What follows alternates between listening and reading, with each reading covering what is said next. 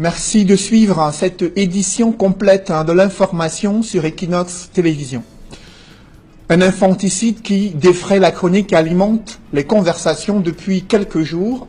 L'histoire rocambolesque met en scène une femme soupçonnée d'avoir décapité son propre enfant avec la présumée complicité du propriétaire d'un petit restaurant très fréquenté à Yaoundé. Au lendemain de l'arrestation des deux principaux suspects, des langues se délient. Les populations, riverains et clients de ce restaurant sont choqués. Pourtant, ils appréciaient bien la viande qui était servie dans ce restaurant aujourd'hui au centre de cette affaire d'infanticide et de soupçons de trafic d'organes humains. C'est un reportage signé Emmanuel Diop et Marcelin Gansop. Sur les traces de cette scabreuse affaire, nous retrouvons sans difficulté le restaurant qui défraie la chronique depuis 24 heures. Il est situé à 200 mètres du lieu du carrefour Tradex Éleveur et à moins de 500 mètres du bac à ordures où la tête de l'enfant décapité a été retrouvée aux premières heures de lundi. Nous sommes dans le 5e arrondissement de Yaoundé. Apparemment, ils ont constaté que quand on a trouvé le corps, la tête, il fallait qu'il rentre se débarrasser du corps. Et le corps était entre les toilettes et le mur en bois. Ils ont rentré voulant incendier la maison. Ça n'a pas pu. C'est aux environs de 2 heures qu'on a enlevé le corps. C'est les voisins qui ont trouvé le corps. Et le corps était déjà, on a boucané et coupé les bras, apprêté, puisque la tête était coupée au niveau d'ici. C'est ici, derrière la maison abritant le restaurant, dans un angle isolé et à proximité des toilettes, que les restes de l'enfant décapité ont été découverts. Interrogée par les habitants du quartier, la génitrice de la victime va d'abord nier les faits, avant finalement de passer aux aveux sous la pression populaire, laissant sans voix les habitants du quartier. Quand on a levé le corps aux environs de 2 heures, le lendemain ils sont revenus, le lendemain de mardi, continuent à faire le ménage, donc ils vont continuer à préparer et vendre aux gens.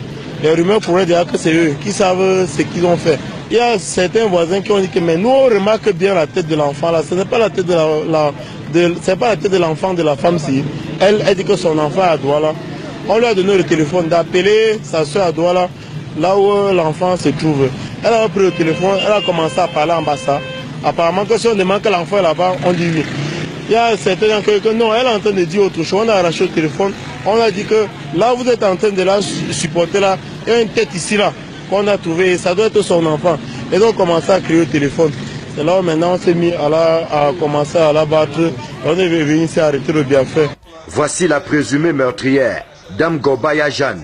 Elle et son patron, de nationalité nigériane, n'ont eu la vie sauve que grâce à l'intervention des forces de l'ordre. Il a fui sur le long sien. Il y a une route qui sort de l'autre côté là pour aller sortir vers Éleveur. Donc il y a les gars ici qu'on appelle les gardeurs du quartier, les free boys. C'est eux qui l'ont interpellé. Ils l'ont interpellé de l'autre côté, là ils ont commencé à le massacrer. Et puis d'autres de la population sont venus et puis ils ont demandé à ce qu'on le laisse. Quand la police est venue, on l'a extirpé. Donc apparemment ils se connaissaient depuis. Ce n'est pas aujourd'hui, donc ce n'était qu'une mise en scène qui a été faite, d'après ce qu'on a vu. Le restaurant en question porte un nom qui ferait plaisir à plus d'un. Et pourtant, il est devenu la risée de tout le quartier, depuis la découverte macabre de lundi. Il y avait les soupçons en tant que c'était un corps humain, mais la qualité de la viande laissait quand même à désirer. Bon, c'est maintenant avec ce qui s'est passé, quand tu refais un feedback, tu te rends compte des gens de viande que tu mangeais. Il y avait même les gens qui venaient manger ici là, les Nyelembere, ils viennent manger ici là. On s'alignait seulement. Tu es derrière ton frère, tu dis que pardon, fini, tu me donnes le plat. Parfois les autres amènent leur plat eux-mêmes, parce que c'est vraiment sucré. Quand on mange ça, on a le goût, on revient demain. On appelle même au téléphone que c'est déjà prêt, dit que c'est prêt, on vient manger. Les derniers développements ont fait perdre l'appétit à plus d'un. Parmi les clients réguliers, Pascal Boyomo, qui venait de se lier d'amitié avec le tenancier de ce restaurant.